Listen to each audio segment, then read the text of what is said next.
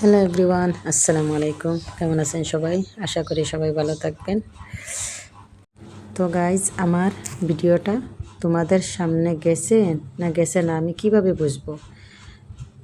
এটুকু বলতে পারি যে আমার ভিডিওটা সামনে গেলে ধাক্কা দিও না, একটা গঠনমূলক কমেন্ট আর লাইক করে যাইবা। আমার সাথে পরিচিত বাড়িয়ে নেন। তো গাইজ, আমার ভিডিওটা দেখতে কেমন লাগলো আপনাদের মতামতের মধ্যে কমেন্টের মধ্যে জানাইবা।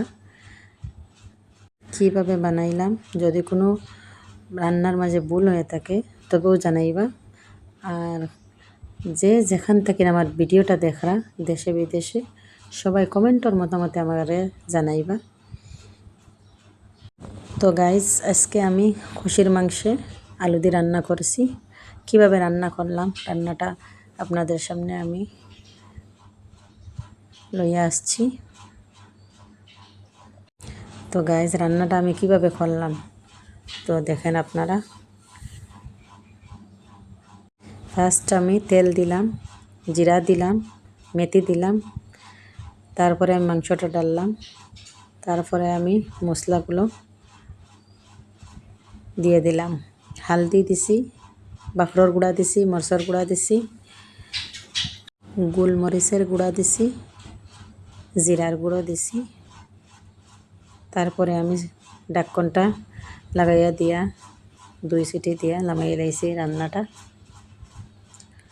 খুব সুন্দর হয়েছে গাইজ। রান্নাটা সবাই দেখতে পারেন কি সুন্দর করে রান্নেছি। তো গাইজ, আমার ভিডিওটা ভালো লাগলে লাইক কমেন্ট শেয়ার করবা। ইনশাল্লাহ আরও নতুনভাবে ভিডিও নিয়ে আপনাদের সামনে হাজির হমু।